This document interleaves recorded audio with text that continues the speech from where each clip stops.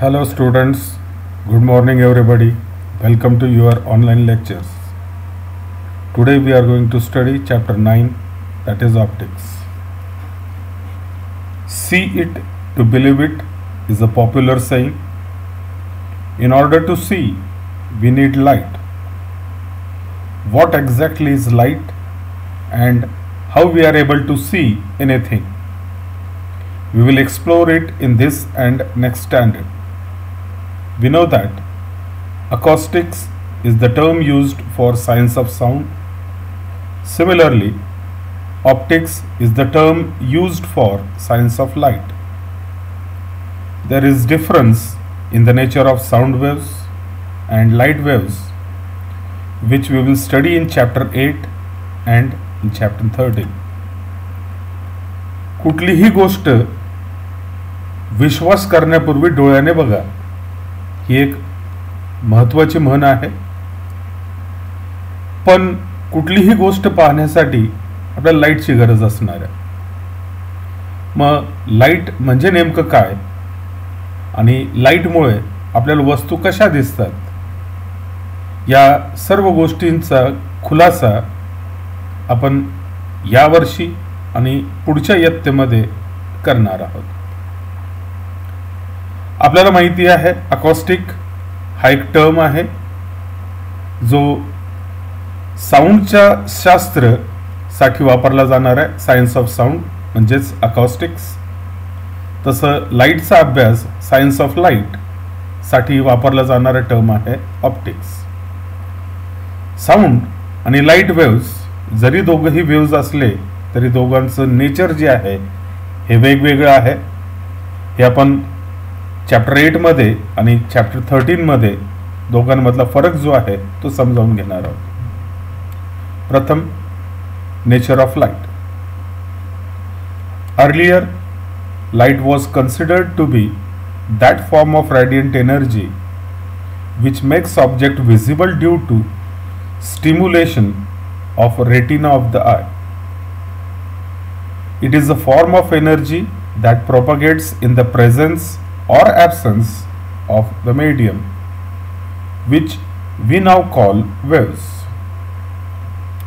Light जी आहे ही रॅडियंट एनर्जी आहे आणि या रॅडियंट एनर्जीमुळे ऑब्जेक्ट्स जे आहेत ते आपल्याला दिसतात.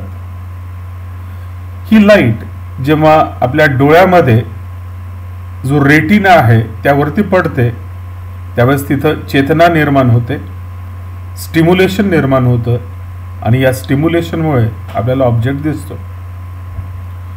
लाईट एनर्जी एका ठिकाणाहून दुसऱ्या ठिकाणी जाण्यासाठी म्हणजे प्रोपगेट होण्यासाठी मीडियम असलं तरी चालेल आणि मीडियम नसलं म्हणजे निर्वात जागा असली, व्हॅक्यूम असली तरी या वेव्स या व्हॅक्यूममधनं पण जातात, मीडियममधनं पण जातात.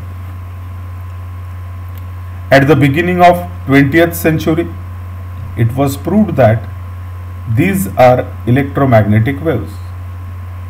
Later, using quantum theory, particle nature of light was established. According to this, photons are energy carrier particles. 20व्या शतकाच्या सुरुवातीला हे सिद्ध करण्यात आलं होतं की लाईट ज्या वेव्ज आहेत त्यांचं नेचर इलेक्ट्रोमॅग्नेटिक वेव्ज आहेत. काही कालानंतर क्वांटम थेअरीच्या आधारे हे प्रस्थापित करण्यात आलं, हे स्थापित करण्यात आलं की लाईटचं नेचर हे पार्टिकलच्या स्वरूपाचं आहे आणि ही जी लाईट आहे, लाईट एनर्जी आहे आणि ही एनर्जी ज्या पद्धतीने कॅरी जाते त्या पद्धतीमध्ये जे पार्टिकल्स आहेत त्यांना फोटॉन्स असं म्हटलेलं आहे. मग एनर्जी कॅरी करणारे पार्टिकल्स म्हणजे फोटॉन्स. लाईट एनर्जी आहे आणि ही एनर्जी या पार्टिकल्स म्हणजे फोटॉन्सच्या स्वरूपात कॅरी केली जाते. By an experiment using countable number of photons, it is now established that the light possesses dual nature. प्रयोगाने हे सिद्ध करण्यात आलेलं आहे की लाईटचं नेचर जे आहे ते ड्युअल आहे. ड्युअल म्हणजे डबल. लाईटमध्ये वेव्ह नेचर पण आहे, पार्टिकल पण नेचर आहे. मग लाईटमध्ये दोन्ही नेचर्स पाहायला मिळतात. वेव्ह सारखं पण वागते, कधी ती पार्टिकल सारखं पण वागते. म्हणून या नेचरला आपण म्हणणार आहोत ड्युअल नेचर. सो लाईटचं नेचर हे ड्युअल नेचर आहे. In simple words we can say that light consists of energy carrier photons guided by the rules of electromagnetic waves. थोडक्यात आपण लाईटचा विचार लाईट फोटॉन्सच्या स्वरूपात ट्रान्सफर होते असं गृहीत धरू. पण हे फोटॉन्स जे आहेत जेव्हा ट्रॅव्हल करतील तेव्हा त्या फोटॉन्सना इलेक्ट्रोमॅग्नेटिक वेव्सचे नियम लागू पडतात. मग पार्टिकल आहे पण ते पार्टिकल वेव्ह सारखे जात आहेत, म्हणून त्यांना इलेक्ट्रोमॅग्नेटिक वेव्स पण आहे आणि फोटॉन म्हणजे पार्टिकल नेचर पण आहे. म्हणून आपण लाईटचं नेचर हे ड्युअल नेचर मानलेलं आहे. इन व्हॅक्यूम दीज वेव्स म्हणजेच photons travel with a velocity of, लाईटची वेलॉसिटी दर्शवण्यासाठी सिम्बॉल सी वापरायचा आणि लाईटची वेलॉसिटी जी आहे 299,792,458 मीटर पर सेकंड एवढी लाईटची गती आहे. According to Einstein's special theory of relativity this is the maximum possible speed for any object.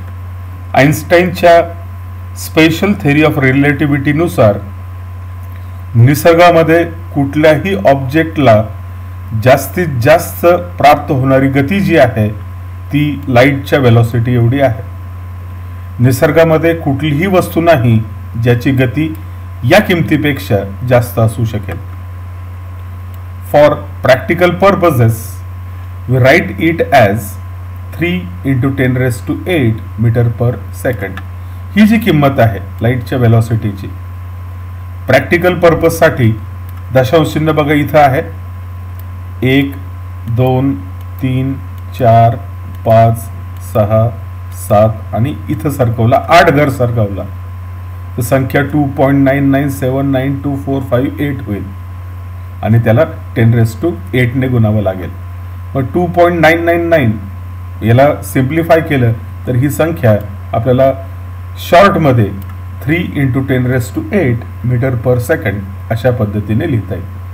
खरी किंमत लाईटच्या वेलॉसिटीची एवढी आहे 299,792,458 मीटर पर सेकंड.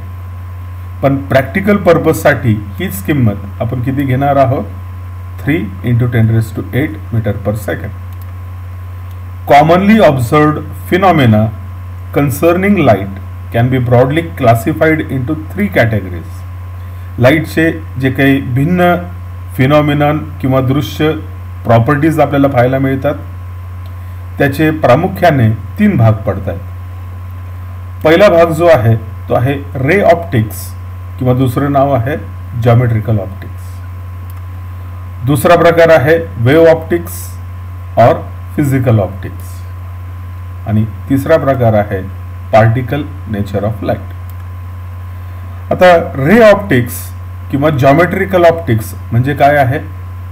आता रे जो आहे आपल्याला माहिती आहे a particular direction of propagation of energy from the source of light is called as ray of light. Source पासून लाईट ज्या मार्गाने जाते ज्या पाथने जाते त्या मार्गाला त्या पाथला आपण रे ऑफ लाईट असं म्हणतो. We use ray optics for understanding phenomenon like a reflection, refraction, double refraction, total internal reflection etcetera.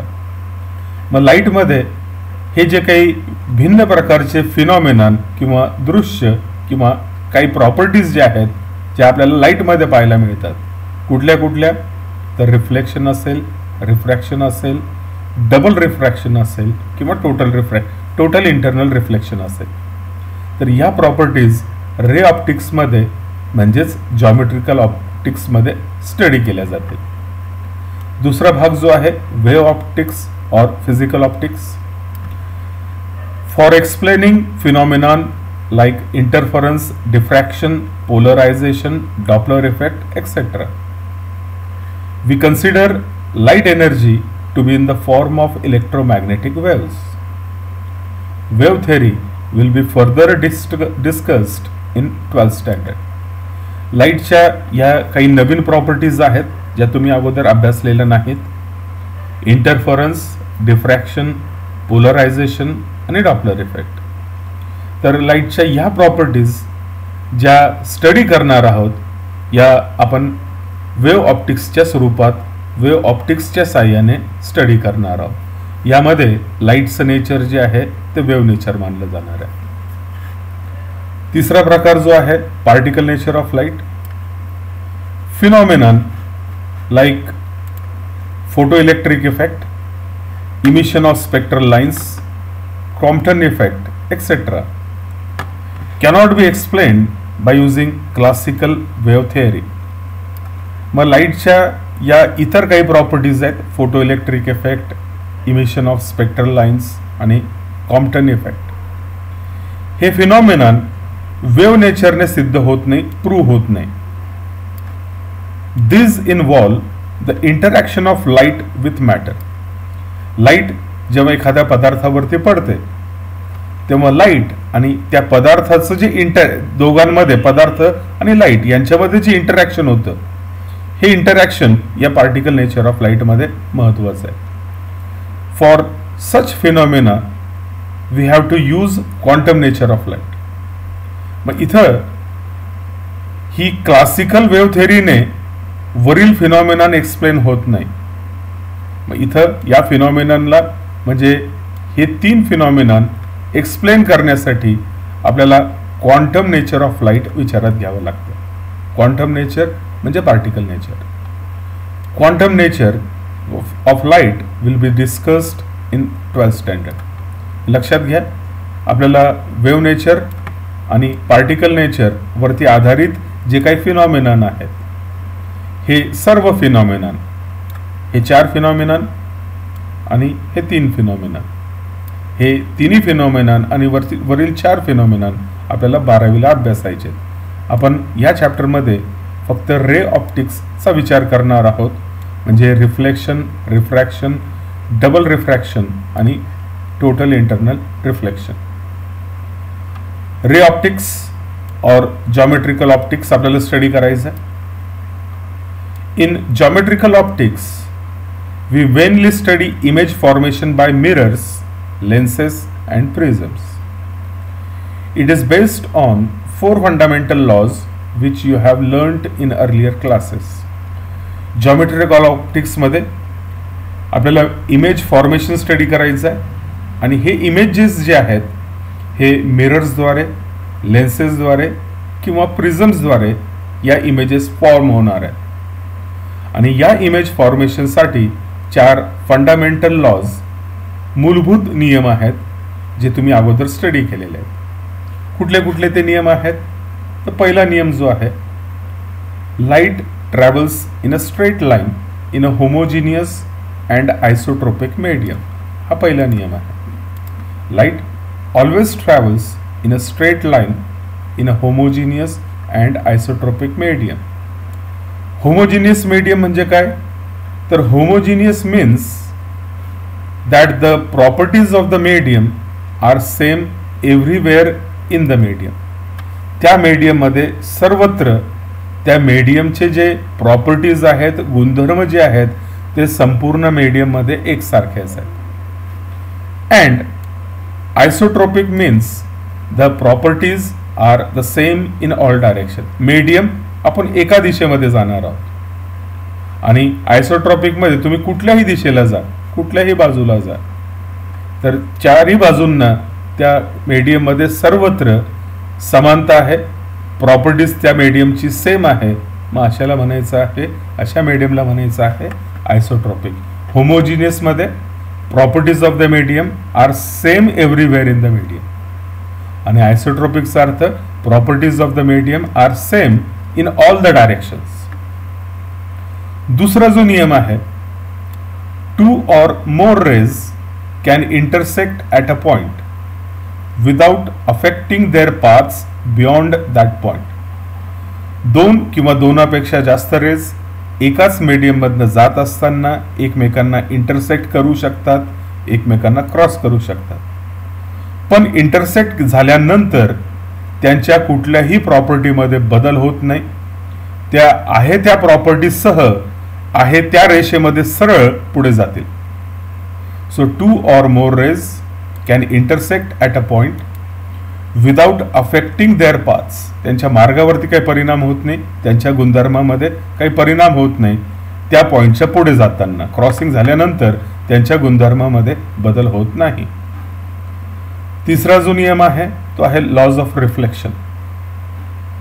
Reflected ray lies in the plane formed by incident ray and the normal drawn at the point of incidence, and the two rays are on either sides of the normal. दूसरा भाग आहे त्याचा, angle of incidence and angle of reflection are equal. Laws of reflection हे या दोन नियमांनी govern होतात.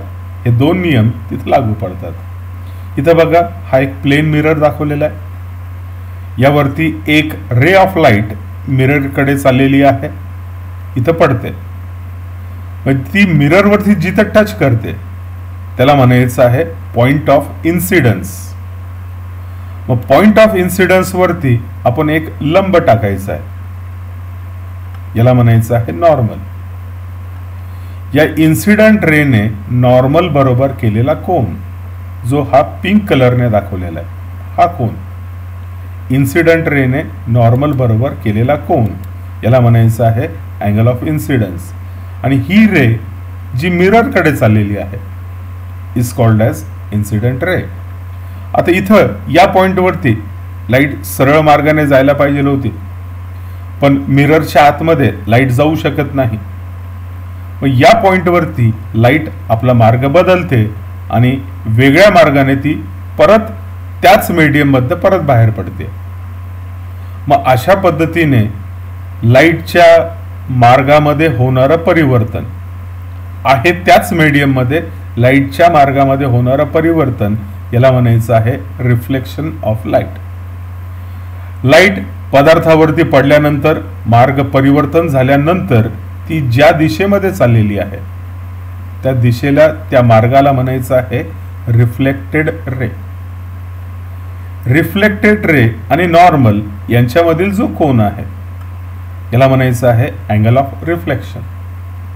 आणि reflection घडताना ती कुठल्याही पृष्ठभागापासून रिफ्लेक्शन घडो, प्लेन सरफेस असो किंवा कर्व्ड सरफेस असो, रिफ्लेक्शन जेव्हा घडेल तेव्हा अँगल ऑफ इन्सिडन्स आणि अँगल ऑफ रिफ्लेक्शन हे दोन्ही इक्वल असतात. आणखीन एक गोष्ट जी आहे, ही इन्सिडंट रे जी आहे याचा या मिरर बरोबरचा जर कोन घेतला आपण, हा कोन angle made by incident ray with the surface, याला ग्लान्सिंग अँगल असं म्हणतात. मग हा कोन आणि हा कोन म्हणजे एकूण कोन किती झाला इथं 90. मग आय प्लस ग्लान्सिंग अँगलला थीटा म्हणू, i plus theta will be equal to 90. मग i is equal to theta minus 90. म्हणजे बऱ्याचदा आपल्याला फसवण्यासाठी हा अँगल देण्याच्या ऐवजी हा अँगल दिलेला असतो. जर आपल्याला ग्लान्सिंग अँगल असं म्हटलेलं असेल तर लक्षात घ्या आपल्याला हा अँगल दिलेला असतो. आणि अँगल ऑफ इन्सिडन्स काढायचा असेल तर आपल्याला काय करावं लागेल, 90 मधनं ग्लान्सिंग अँगल वजा केला म्हणजे आपल्याला मिळतो अँगल ऑफ इन्सिडन्स. तर हे झाले रिफ्लेक्शनचे नियम. पुढे आहे laws of refraction. These apply at the boundary between two media. दोन वेगवेगळ्या माध्यमांना सेपरेट करणारी जी बाउंड्री आहे या बाउंड्रीसाठी लॉज ऑफ रिफ्रॅक्शन लागू पडतात. Refracted ray lies in the plane formed by incident ray and normal drawn at the point of incidence and the two rays are on either sides of the normal. दूसरा नियम है angle of incidence theta 1 in a medium of refractive index n1 and angle of refraction theta 2 in medium of refractive index n2 are related by Snell's law, given by Snell's law जो आहे n1 sin theta 1 is equal to n2 sin theta 2. इथं हा पांढऱ्या रंगाने दिसणारा एक medium आहे, हा हिरव्या रंगाने दिसणारा दुसरा मीडियम आहे. त्या दोघांची जी बाउंड्री आहे त्याला इंटरफेस म्हणायचं. ही इंटरफेस दोन मीडियमचा इंटरफेस एका काळ्या रेषेने दाखवलेला आहे. एक रे या निळ्या रंगाचा जो भाग आहे याचा रिफ्रॅक्टिव्ह इंडेक्स n1 आहे आणि पांढऱ्या रंगाचा जो मीडियम आहे त्याचा रिफ्रॅक्टिव्ह इंडेक्स n2 आहे. एक रे या n1 मीडियम मधनं त्या इंटरफेस कडे चाललेली आहे. इथं ती इन्सिडेंट झाली. या पॉइंटला पॉइंट ऑफ इन्सिडन्स म्हणायचं. पण याच्या पुढे जर आपण गेलो तर लाईट सरळ गेलेली नाहीये, ती थोडीशी बेंड झालेली आहे. मग एका मीडियम मधून दुसऱ्या मीडियम मध्ये जाताना लाईट आपल्या मार्गामध्ये परिवर्तन घडवते. या मार्ग परिवर्तनाला आपण म्हणायचं आहे रिफ्रॅक्शन ऑफ लाईट. लक्षात घ्या, रिफ्लेक्शन लाईट ज्या मीडियम मधून आलेली आहे त्याच मीडियम मध्ये ती मार्ग परिवर्तित करून पुढे चाललेली आहे, याला रिफ्लेक्शन म्हणायचं. आणि जेव्हा लाईट एका मीडियम मधून दुसऱ्या मीडियम मध्ये जाते तेव्हा तिच्या मार्गामध्ये परिवर्तन होतं आणि या मार्ग परिवर्तनाला म्हणायचं आहे रिफ्रॅक्शन. रिफ्रॅक्शन मध्ये इन्सिडेंट रे, नॉर्मल आणि रिफ्रॅक्टेड रे एकाच प्लेन मध्ये असतात. इन्सिडेंट रे आणि रिफ्रॅक्टेड रे नॉर्मलच्या विरुद्ध बाजूंना असतात. हा नियम रिफ्लेक्शन मध्ये पण लागू होतोय. इन्सिडेंट रे, रिफ्लेक्टेड रे आणि नॉर्मल हे तिघही एकाच प्लेन मध्ये असतात. इन्सिडेंट रे आणि रिफ्लेक्टेड रे हे नॉर्मलच्या विरुद्ध बाजूंना असतात. जसा हा पहिला नियम इथं आहे तो पहिल्या नियम रिफ्रॅक्शन मध्ये देखील तो नियम लागू पडतो. The angle of incidence and angle of refraction are related by Snell's law. इथं बघा, n1 मीडियम मध्ये अँगल ऑफ इन्सिडन्स थीटा 1 आहे आणि n2 मीडियम मध्ये अँगल ऑफ रिफ्रॅक्शन हा थीटा 2 आहे. या चौघांमध्ये काय रिलेशनशिप आहे तर या चौघांमधलं रिलेशनशिप हे स्नेल्स लॉने दिलं जाणार आहे. n1 गुणिले साइन ऑफ थीटा 1, ज्या मीडियम मध्ये लाईट आहे त्याचा रिफ्रॅक्टिव्ह इंडेक्स आणि त्या मीडियम मधला जो कोन आहे त्याचा साइन, इज इक्वल टू दुसऱ्या मीडियमचा रिफ्रॅक्टिव्ह इंडेक्स इंटू दुसऱ्या मीडियम मध्ये जो कोन आहे त्याचा साइन. सो स्नेल्स लॉ नुसार n1 sine theta 1 is equal to n2 sine theta 2. n1 काय आहे? Refractive index of medium 1. Theta 1 काय आहे? Angle of incidence in medium 1. n2 काय आहे? Refractive index of medium 2. आणि थीटा 2 काय आहे? त्या मीडियम मधला अँगल, हा अँगल आहे अँगल ऑफ रिफ्रॅक्शन. ही इन्सिडेंट रे आहे. इन्सिडेंट रेने नॉर्मल बरोबर केलेला कोन अँगल ऑफ इन्सिडन्स. ही रिफ्रॅक्टेड रे आहे. रिफ्रॅक्टेड रेने नॉर्मल बरोबर केलेला कोन अँगल ऑफ रिफ्रॅक्शन. आणि जर आपल्याला हा कोन दिलेला असेल इन्सिडेंट रेने सरफेस बरोबर केलेला कोन, तर याला म्हणायचं ग्लान्सिंग अँगल. आणि ग्लान्सिंग अँगल वरनं अँगल ऑफ इन्सिडन्स काढायचा असेल तर फॉर्म्युला काय आहे? Angle of incidence is equal to 90 minus glancing angle. Cartesian sign convention. आता रिफ्लेक्शन रिफ्रॅक्शन स्टडी करण्यासाठी काही नियम आहेत, काही संकेत आहेत. या नियमांना आपण म्हणणार आहोत Cartesian sign convention. While using geometrical optics, it is necessary to use some sign convention. The relation between only numerical values of u, v and f for spherical mirror or for lens will be different for different positions of the object and the type of mirror. Here, u and v are the distances of the object and image respectively from the optical center, and f is the focal length. Properly used suitable sign convention enables us to use the same formula for all particular cases. Thus, while deriving a formula and also while using the formula, it is necessary to use the same sign convention. Most convenient sign convention is Cartesian sign convention, as it is analogous to coordinate geometry. इथे बघा, geometrical ऑप्टिक्सचा वापर करताना आपल्याला काही संकेत, काही नियमांचं observation करायचं आहे, नियम पाळायचे आहेत. या नियमांना आपण म्हणतो आहोत sign convention. Relationship between u, v and f, mirror साठी असो किंवा लेन्स साठी असो. यू जो आहे याला ऑब्जेक्ट डिस्टन्स म्हणायचं, व्ही जी आहे ती इमेज डिस्टन्स आहे आणि एफ जे आहे ती फोकल लेंथ आहे. इथं बघा, मिरर किंवा लेन्स बदलला तर यू, व्ही, एफ च्या किमती बदलतील. जर आपण ऑब्जेक्ट डिस्टन्स बदललं तर इमेज डिस्टन्स सुद्धा त्यानुसार बदलते. मग प्रत्येक वेळेस ऑब्जेक्ट डिस्टन्स बदललं तर इमेज डिस्टन्स बदलणार आहे, पण तरी आपण काय करणार आहोत, एकच नियमावली वापरणार आहोत. या नियमावलीमध्ये ऑब्जेक्ट कुठलाही असो, तो कुठेही ठेवलेला असो, मिरर असो किंवा लेन्स असो, आपण सर्वांसाठी एकच साइन कन्व्हेन्शन वापरणार आहोत. आणि हे जे साइन कन्व्हेन्शन आपण वापरणार आहोत ते कन्व्हिनियंट असलं पाहिजे, आणि ते साइन कन्व्हेन्शन जे आहे याला कार्टेशियन साइन कन्व्हेन्शन असं म्हणायचं.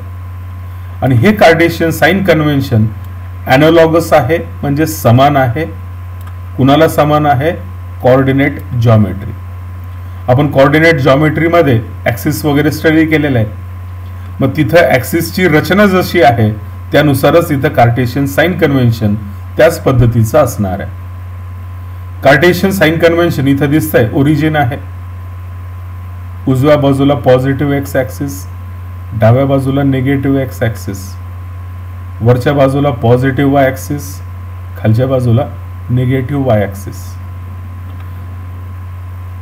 According to this sign convention, पहिला नियम आहे, all distances are measured from optical centre or pole. Lens असेल तर लेन्सचा मध्य ऑप्टिकल सेंटर, आणि मिरर जर असेल तर मिररचा मध्य, मिररचा सेंटर, त्याला पोल म्हणायचं. सर्व डिस्टन्स जे आहेत ते आपल्याला कुठून मेजर करायचे आहेत? ऑप्टिकल सेंटर पासनं किंवा पोल पासनं. For most of the optical objects such as spherical mirrors, thin lenses etcetera, the optical centres coincide with their geometrical centres. जर मिररच्या बाबतीमध्ये ऑप्टिकल सेंटर आणि पोल एकच आहे.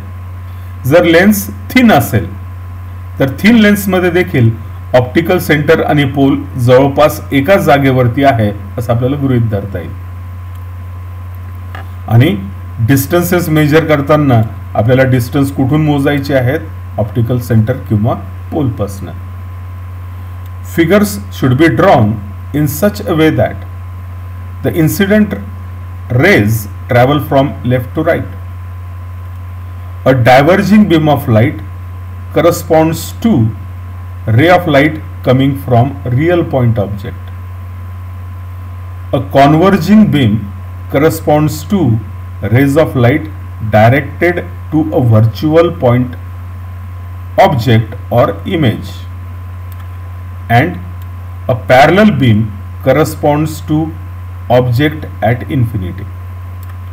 Thus, a real object should be shown to the left of the pole and virtual object or image to the right of the pole.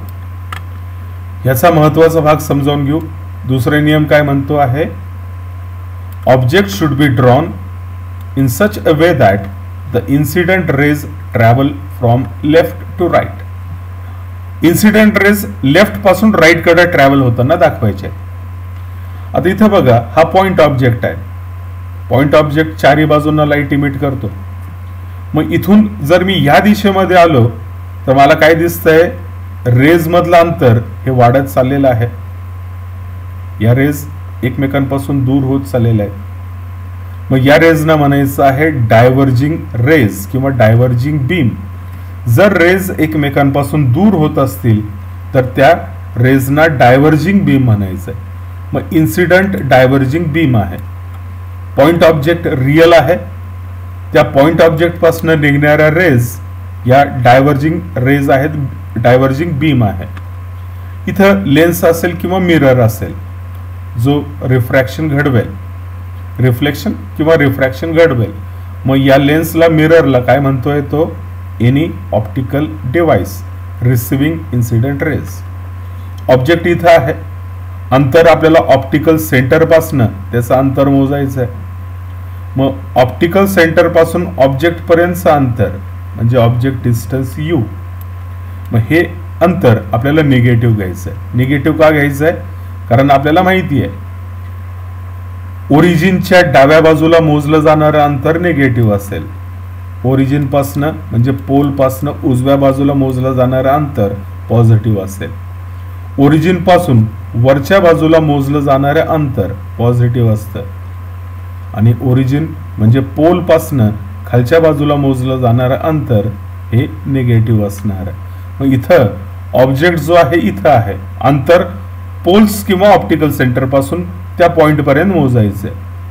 मग आपण विरुद्ध दिशेमध्ये चाललेलो आहोत, निगेटिव्ह एक्स ऍक्सिस कडे चाललेलो आहोत, म्हणून यू ची किंमत निगेटिव्ह घ्यायची. डायव्हर्जिंग बीम जे आहे ते पॉइंट ऑब्जेक्ट पासून ओरिजिनेट होणार आहे. आता इथं बघा, ही बीम जी आहे, आता इथं बघा या रेज मिरर कडे चाललेल्या आहेत. पण त्या रेज मधलं अंतर जर बघितलं तर ते हळूहळू कमी कमी होत चाललेलं आहे. मग रेज मधलं अंतर कमी कमी होत जात असेल तर त्या रेजना म्हणायचं आहे converging beam. Converging beam, converge म्हणजे केंद्रित होणे, रेज एकमेकांच्या जवळ येतील.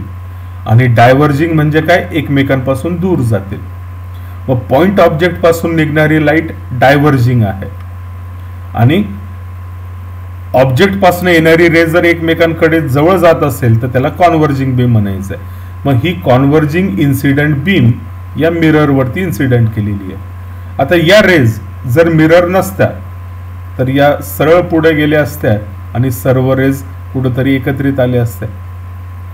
मग हा जो पॉइंट आहे, ऑब्जेक्ट कुठेतरी लांब आहे, त्या ऑब्जेक्ट पासून येणाऱ्या रेज मिरर वरती पडतायत आणि मिरर नसता तर त्या इथं केंद्रित झाल्या असत्या. मग हा जो पॉइंट आहे तो ऑब्जेक्ट दर्शवतोय. पण खरा ऑब्जेक्ट इथं आहे का, खरा ऑब्जेक्ट तर इथं होता, इथून लाईट येत होती.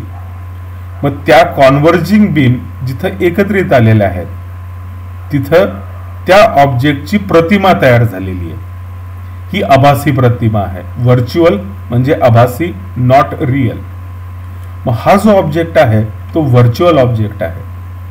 व्हर्च्युअल ऑब्जेक्ट इथं आहे, त्याचं अंतर मोजायचं असेल तर ऑप्टिकल सेंटर पासनं आपल्याला त्या पॉइंट पर्यंत अंतर मोजायचं.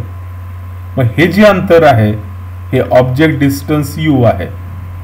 आपण पोल पासनं पॉझिटिव्ह एक्स ऍक्सिसच्या दिशेमध्ये मोजतो आहोत, म्हणून u ची किंमत इथं कशी घ्यायची आहे, पॉझिटिव्ह घ्यायची. आता जर रेज या मिररकडे किंवा लेन्सकडे पॅरलल येत असतील तर पॅरलल येणाऱ्या रेज याचा अर्थ काय घ्यायचा आहे, तर ऑब्जेक्ट जो आहे तो इन्फिनिटीला आहे. हा महत्वाचा मुद्दा आहे. A parallel beam corresponds to an object at infinity. Parallel बीमचा अर्थ होतो ऑब्जेक्ट जो आहे तो इन्फिनिटी वरती आहे. So a parallel beam corresponds to an object at infinity. X axis can be conveniently chosen as the principal axis with origin at the pole. आपण principal axis जी आहे ती एक्स ऍक्सिसच्या दिशेमध्ये घेणार आहोत. ही पोल मधनं जाणारी जी रेष आहे हिला प्रिन्सिपल ऍक्सिस आपण मानणार आहोत. ठीक आहे. So x axis can be conveniently chosen as the principal axis with the origin at the pole. त्याचा पोल जो आहे त्याला ओरिजिन गृहीत धरायचं आणि एक्स ॲक्सिस जी आहे ती पोल पासून सरळ काढायची आहे एक्स ॲक्सिसच्या दिशेमध्ये. Distances to the left of the pole are negative and those to the right of the pole are positive. पोल्सच्या डाव्या बाजूचे अंतर निगेटिव्ह घ्यायचे आहेत, पोलच्या उजव्या बाजूचे अंतर पॉझिटिव्ह घ्यायचे. आपल्याला माहिती आहे कोऑर्डिनेट सिस्टीममध्ये ओरिजिनच्या उजव्या बाजूच्या किमती पॉझिटिव्ह असतात, डाव्या बाजूच्या किमती निगेटिव्ह असतात. मग इथं पोलच्या डाव्या बाजूच्या किमती निगेटिव्ह घ्यायच्या आहेत, पोलच्या उजव्या बाजूच्या किमती पॉझिटिव्ह घ्यायच्या आहेत. Distances above the principal axis म्हणजे X axis are positive while those below it are negative. प्रिन्सिपल ॲक्सिसच्या वरच्या बाजूच्या सर्व किमती पॉझिटिव्ह घ्यायच्यात, प्रिन्सिपल ॲक्सिसच्या खालच्या बाजूच्या सर्व किमती निगेटिव्ह घ्यायच्या आहेत. Unless specially mentioned we shall always consider objects to be real for further discussion. जोपर्यंत आपल्याला सांगितलं जात नाही तोपर्यंत आपण जो ऑब्जेक्ट विचारात घेणार आहोत तो रिअल ऑब्जेक्ट आहे असं आपण गृहीत धरणार आहोत. रिफ्लेक्शन. प्रथम reflection from a plane surface. If the object is in front of a plane reflecting surface the image is virtual and laterally inverted. जर एखादा ऑब्जेक्ट प्लेन रिफ्लेक्टिंग सरफेसच्या समोर ठेवला तर त्याची इमेज जी आहे ती कशी तयार होते, व्हर्च्युअल म्हणजे आभासी आणि लॅटरली इन्व्हर्टेड. लॅटरली म्हणजे साइडवेज ती उलटी होते. It is of the same size as that of the object and at the same distance as that of the object but on the other side of the reflecting surface. ऑब्जेक्टची size जेवढी होती इमेजची size तेवढीच आहे. Object त्या मिररपासनं जेवढ्या अंतरावरती होता आपली इमेज मिररपासनं तेवढ्याच अंतरावरती आतमध्ये निर्माण होते, पण ती विरुद्ध बाजूला तयार होते. आपण मिररच्या अलीकडे आहोत आणि आपली इमेज आपल्याला मिररच्या पलीकडे निर्माण झालेली दिसते तेवढ्याच अंतरावरती. If we are standing on the bank of a still water body and look for our image formed by water, or if we are standing on a plane mirror and look for our image formed by the mirror, the image is laterally reversed of the same size and on the other side. जर आपण एखाद्या पाण्याच्या तळ्या शेजारी उभो आहोत आणि त्या पाण्यामध्ये आपण आपलं प्रतिबिंब इमेज पाहतो आहोत किंवा आपण एखाद्या मिरर समोर उभे आहोत आणि आपली प्रतिमा आपण त्या मिररमध्ये पाहत आहोत. आपण उजवा हात वरती केला तर आपल्याला इमेजमध्ये डावा हात वर झालेला दिसतो. जर आपण डावा हात वरती केला तर आपल्याला विरुद्ध बाजूला म्हणजे उजवा हात वरती झालेला दिसतो. म्हणजे इमेज जी आहे ती 180 डिग्रीने उलटी झालेली दिसते. याला म्हणायचं आहे लॅटरली रिव्हर्स. मग इमेज जी आहे ती लॅटरली रिव्हर्स होते. उजवी बाजू डावी दिसते, डावी बाजू उजवी दिसते. If an object is kept between two plane mirrors inclined at an angle theta, like in kaleidoscope,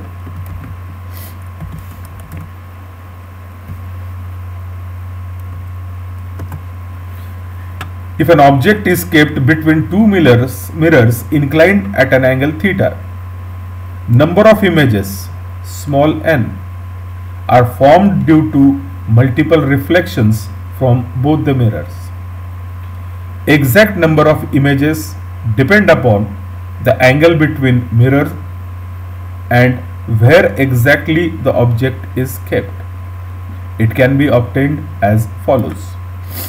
जर आपण एखादा ऑब्जेक्ट दोन मिरर्सच्या मध्ये ठेवला आणि ते दोन मिरर्स एकमेकांशी इन्क्लाइंड आहेत, त्यांच्यामधील अँगल जो आहे तो थीटा आहे असं गृहीत धरू, तर अशा परिस्थितीमध्ये तिथं निर्माण होणाऱ्या ज्या इमेजेस आहेत, निर्माण होणाऱ्या ज्या प्रतिमा आहेत, त्यांची संख्या जर स्मॉल एन घेतली तर नंबर ऑफ इमेजेस कशामुळे होतात, तर multiple reflections from both the mirrors, त्या दोन्ही मिरर्स पासनं मल्टिपल रिफ्लेक्शन्स होतात, अनेक वेळेस रिफ्लेक्शन होतात आणि त्यामुळे आपल्याला प्रतिमांची संख्या जास्त पाहायला मिळते. मग एक्झॅक्टली किती प्रतिमा तयार होतील, ती प्रतिमेची संख्या ही अँगल बिटवीन टू मिरर्स म्हणजे थिटावरती अवलंबून असणार आहे. ती कशी काढायची, तर अगोदर काय करायचं, calculate n is equal to 360 divided by theta.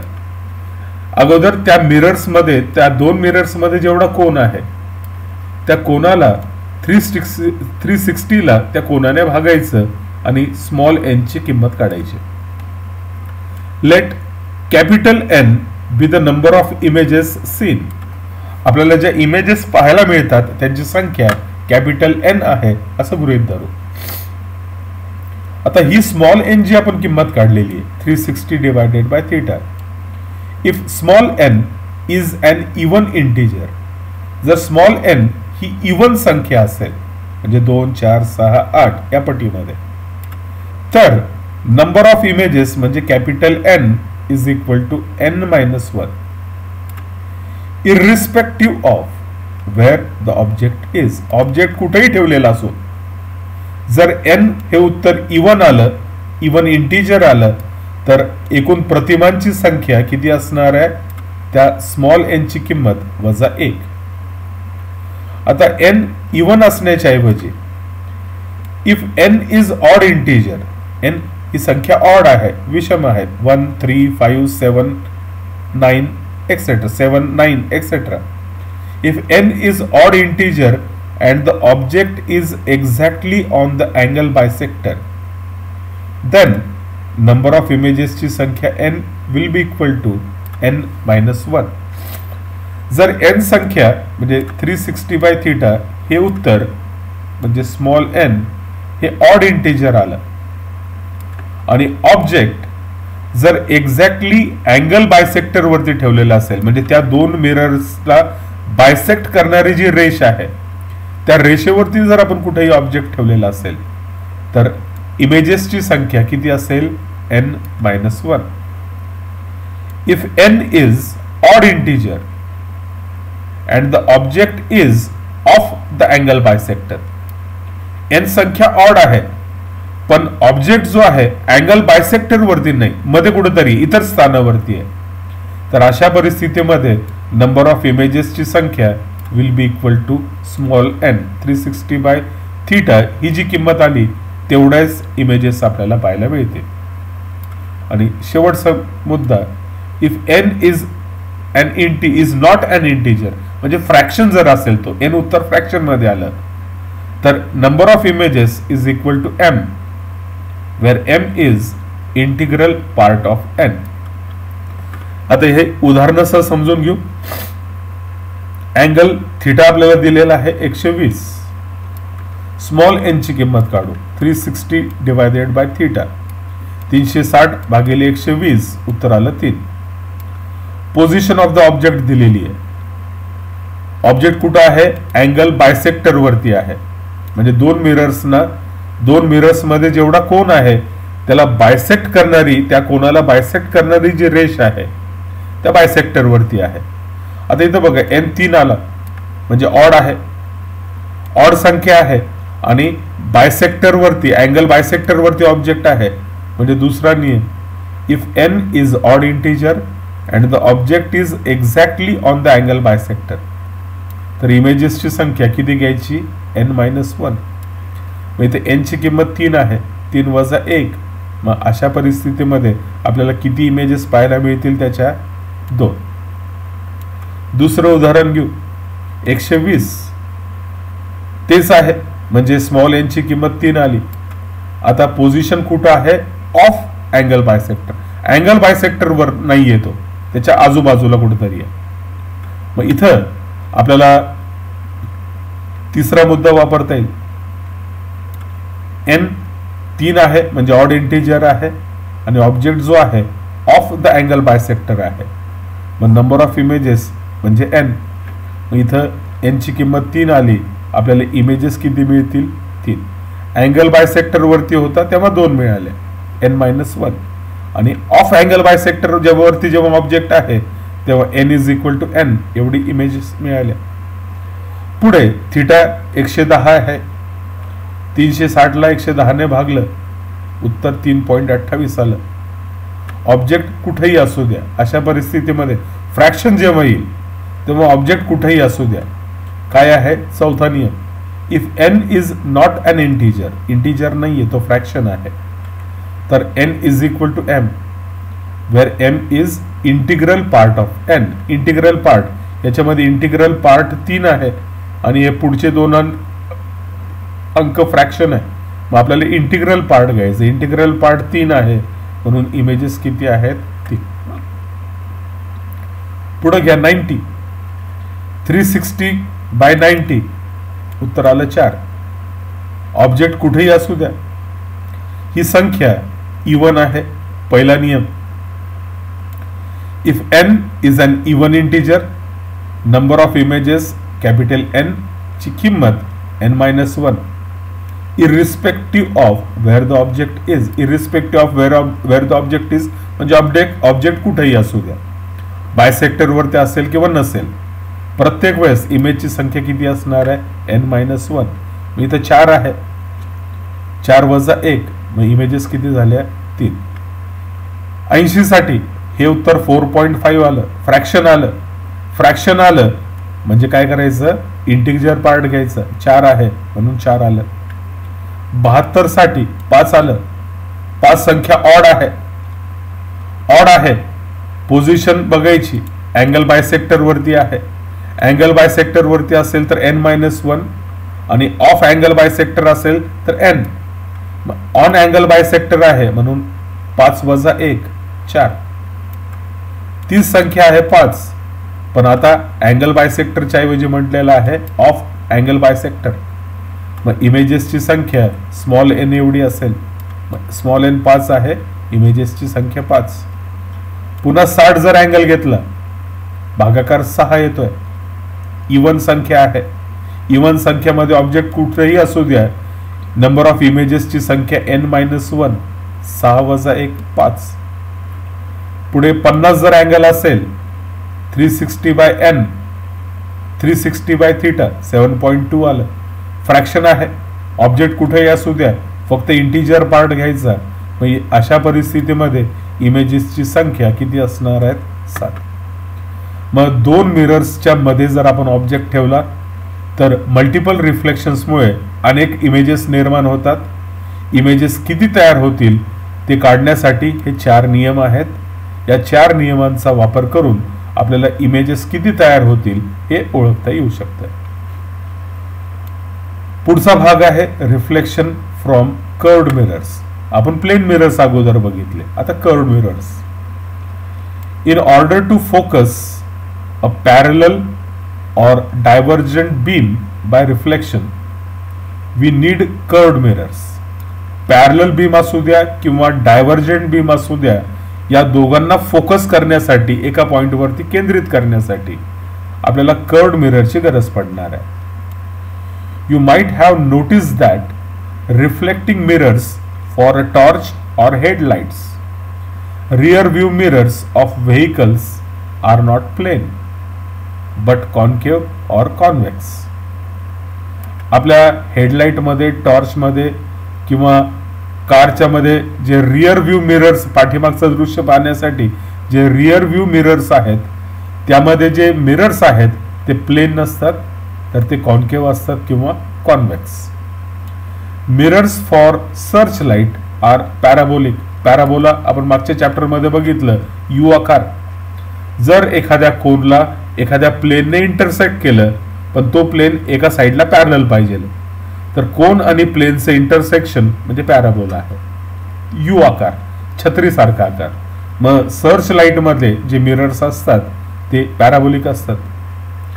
We shall restrict our self to spherical mirrors only, which can be studied using simple mathematics. These are parts of a sphere polished from outside convex or from inside concave. आपण आपला जो काही study आहे, भिन्न प्रकारचे mirrors आहेत, spherical असेल, parabolic असेल, पण आपण या चॅप्टरमध्ये आपला अभ्यास जो आहे तो स्पेरिकल मिरर्स पुरताच मर्यादित ठेवणार आहोत, कारण त्यामध्ये आपल्याला मॅथमॅटिकल सिम्प्लिफिकेशन्स करता येतील, समजणं सोपं जाणार आहे, मॅथमॅटिकल पार्ट जो आहे तो सोपं होणार आहे. या स्पियरचा जर आपण बाहेरची बाजू जर पॉलिश केलेली असेल, स्पियरचा बाहेरचा भाग जर पॉलिश केलेला असेल तर त्याच्यापासून तयार होईल कॉन्व्हेक्स मिरर, आणि जर त्याची आतली बाजू पॉलिश केलेली असेल तर त्यापासून तयार होईल concave mirror. Radius of the sphere of which mirror is a part is called radius of curvature of the mirror. ज्या स्पियर पासून आपण मिरर तयार करतो आहे त्या स्पियरची जी रेडियस आहे त्या रेडियसला म्हणायचं आहे रेडियस ऑफ कर्वेचर, आणि सिम्बॉल असणार आहे capital R. Only for spherical mirrors, हे फक्त स्पेरिकल मिरर साठी लागू होणार आहे. Half of the radius of curvature is focal length of the mirror. Spherical mirror साठी रेडियस ऑफ कर्वेचरचं निम्म अंतर जर घेतलं तर त्याला काय म्हणायचं आहे, is called as focal length of the mirror.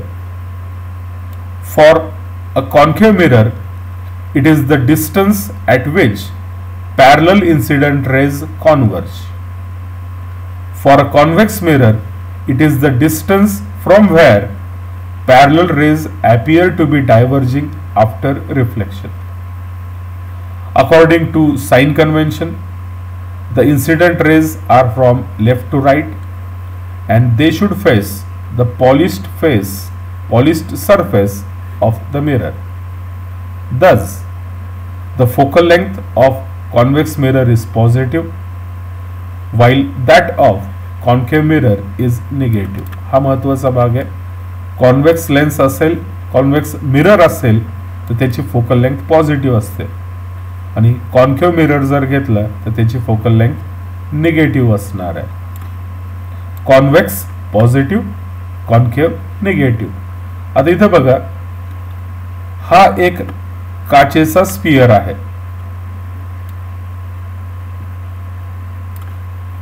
हा एक काचेचा स्पियर आहे. या स्पियरचा एवढा भाग आपण कट करतोय, म्हणजे ए पासून या बी पर्यंतचा भाग कट करतोय. या भागाच्या बाहेरच्या बाजूला आपण एक सिल्वरचा थर चढवणार आहोत. बाहेरच्या बाजूला या ज्या रेषा दाखवलेल्या आहेत निळ्या रंगाच्या, याला सिल्वर्ड सरफेस म्हणायचं. बाहेरच्या बाजूला सिल्वरचा थर लावलेला आहे, आणि तो थर हाताळताना तो निघू नये म्हणून त्याच्यावरती एक कलरचं आवरण चढवलं जातं. या भागाचा आतला भाग जो आहे त्याला घासला जातो, पॉलिश केला जातो, स्मूथ केला जातो. मग या स्पियर पासून हा जो भाग मी तयार केला, ज्याचा आतला भाग पॉलिश्ड आहे आणि बाहेरचा भाग सिल्वर्ड आहे, हा तयार झाला माझा कॉन्केव्ह मिरर. या मिररचा हा जो सेंटर आहे, पी पॉइंट, मिररचा जो सेंटर आहे त्याला म्हणायचं आहे पोल. या स्पियरचा रेडियस म्हणजे सेंटर पासून त्या स्पियर पर्यंतचं अंतर कुठल्याही दिशेमध्ये मोजा. मग स्पियर पासून या मिरर पर्यंतचं अंतर जे आहे हे अंतर, म्हणजेच हे अंतर, या स्पियर वरच्या कुठल्याही पॉइंट पासून सेंटर पर्यंतचं जे अंतर आहे याला काय म्हणायचं आहे, रेडियस ऑफ कर्वेचर. हा जो मिरर आहे या स्पियर पासून तयार केलेला आहे. मग या स्पियरचा जो सेंटर आहे या मिररचाही सेंटर तोच असेल. मग हा जो सेंटर आहे मिररचा, या सेंटरला म्हणायचं आहे सेंटर ऑफ कर्वेचर. जर मी ए पासून लंब टाकला आणि हा भाग बघितला, ए पासून बी पर्यंत हा सरळ भाग बघितला, इथं तुम्हाला स्ट्रेट लाईन दिसते आहे, पण समोरून जर बघितलं तर मिरर तुम्हाला गोल आकाराचा दिसेल. मग हे जे अंतर आहे याला म्हणायचं आहे लिनियर अपर्चर. समोरून बघताना जो गोल भाग आपल्याला दिसेल त्याचा एरिया किंवा तो जो सरफेस दिसतोय त्याला काय म्हणायचं आहे, लिनियर अपर्चर. आणि या टोकापासून हा जर अँगल घेतला, या दोन रेषांमधला जर हा कोन घेतला आपण, तर या कोनाला म्हणायचं आहे अँग्युलर अपर्चर. इथं पोल आणि ऑप्टिकल सेंटर मधून जाणारी जी रेषा आहे, या रेषेला म्हणायचं आहे प्रिन्सिपल ऍक्सिस. ठीक आहे. आता इथं या मिररचा आतला भाग जो आहे तो रिफ्लेक्टिंग सरफेस आहे, त्याला पॉलिश केलेला आहे, तो रिफ्लेक्ट करणार आहे लाईटला, म्हणून त्याला रिफ्लेक्टिंग सरफेस म्हणायचं. आणि बाहेरची बाजू जी आहे त्याला म्हणायचं आहे सिल्वर्ड सरफेस. पुढची डायग्राम बघू इथं आपण. आता इथं बघा, हा जो काचेचा बॉल आहे याचा एवढा पोर्शन आपण कट केला, बाहेरच्या बाजूला सिल्वर्ड सरफेस आहे आणि आतली बाजू जी आहे ती पॉलिश्ड आहे. मग कुठला मिरर तयार झाला? हा मिरर जो आहे हा कॉन्केव्ह मिरर आहे, वरच्या सारखाच, बाहेरची बाजू पॉलिश सिल्वर केलेली आहे, म्हणजे हा झाला कॉन्केव्ह मिरर. जर याच्या उलट जर आतली बाजू जी आहे हिला मी मिररिंग केलं, सिल्वर्ड सरफेस लावला आणि बाहेरची बाजू पॉलिश केलेली असेल, तर हा जो मिरर तयार होईल त्याला म्हणायचं आहे कॉन्व्हेक्स मिरर. कॉन्केव्ह मिरर वरती जर आपण पॅरलल रेज इन्सिडेंट केल्या, पॅरलल रेज म्हणजे ऑब्जेक्ट इन्फिनिटी वरती आहे, इन्फिनिटी वरती असणाऱ्या ऑब्जेक्ट पासून रेज पॅरलल या मिररकडे येतील. रिफ्लेक्शन झाल्यानंतर या रेज कुठेतरी केंद्रित होतील. मग रिफ्लेक्शन झाल्यानंतर रेज जिथं केंद्रित होतात त्याला म्हणायचं आहे प्रिन्सिपल फोकस. आता अंतर आपल्याला पोल पासून मोजायचं आहे, मग पोल पासून इथं फोकस कडे जायचंय, म्हणजे डाव्या बाजूला अंतर मोजायचंय, म्हणून कॉन्केव्ह मिररचा फोकल लेंथ निगेटिव्ह असेल. इथं बघा, या कॉन्व्हेक्स मिरर वरती पॅरलल रेज इन्सिडेंट केल्या, रिफ्लेक्शन झाल्यानंतर त्या डायव्हर्ज होतील, हे रिफ्लेक्ट झाल्या या दिशेमध्ये. मग या रिफ्लेक्टेड रेज एकमेकांना इंटरसेक्ट होऊ शकत नाही, कारण ते एकमेकांपासून दूर चाललेले आहेत. म्हणून या रेजनं पाठीमागं प्रोड्यूस केलं. मग या रेज आपल्याला या पॉइंट पासून सरळ पुढे जाताना दिसतील, या रेज इथून सरळ पुढे जाताना दिसतील. मग हा जो पॉइंट आहे जिथून रेज डायव्हर्ज होत आहेत, एकमेकांपासून दूर जात आहेत, या पॉइंटला म्हणायचं आहे प्रिन्सिपल फोकस. आता फोकल लेंथ मोजताना पोल पासून फोकस पर्यंत अंतर मोजायचं. मग पोल पासून फोकस कडे मी उजव्या बाजूला जातोय, उजव्या बाजूचे अंतर पॉझिटिव्ह असतात, म्हणून कॉन्व्हेक्स मिररची फोकल लेंथ पॉझिटिव्ह असेल. स्पेरिकल मिरर जर असतील तर फोकल लेंथची किंमत r/2 घ्यायचं, रेडियस ऑफ कर्वेचरचं निम्म. पोल आणि ऑप्टिकल सेंटर किंवा सेंटर ऑफ कर्वेचर आणि पोल या दोघांमधनं जी सरळ लाईन जाणार आहे, ही रेष किंवा ही रेष, या दोन्ही रेषा ज्या आहेत यांना काय म्हणायचं आहे, प्रिन्सिपल ऍक्सिस. पुढचा भाग आहे relation between F, U and V, म्हणजे focal length F, object distance U आणि इमेज डिस्टन्स व्ही यामधलं relationship. For a point object or for a small finite object, the focal length of a small spherical, concave or convex mirror is related to object distance and image distance as. काय relationship आहे? 1/f is equal to 1/v plus 1/u. For spherical mirrors साठी mirror कुठलाही असू द्या, concave असू द्या किंवा convex असू द्या, फॉर पॉइंट ऑब्जेक्ट और for small finite object, object पॉइंटच्या आकाराचा असेल किंवा आकाराने छोटा असेल, आणि मिरर कुठलाही असू द्या, कॉन्केव्ह असू द्या किंवा कॉन्व्हेक्स असू द्या, तर फोकल लेंथ, ऑब्जेक्ट डिस्टन्स आणि इमेज डिस्टन्स या तिघांसाठी फॉर्म्युला काय आहे? 1/f is equal to 1/v plus 1/u. Mirror साठी हा फॉर्म्युला आहे. इथं बघा, पॅरलल रेज या कॉन्व्हेक्स मिरर वरती पडतायत. रेज ही रे प्रिन्सिपल ऍक्सिसच्या दिशेमध्ये चाललेली आहे, नॉर्मली इन्सिडेंट झालेली आहे, अँगल ऑफ इन्सिडन्स 0 आहे, म्हणून अँगल ऑफ रिफ्लेक्शन सुद्धा 0 पाहिजे आहे. म्हणून या दिशेमध्ये येणारी रे त्याच दिशेमध्ये परत रिफ्लेक्ट होईल.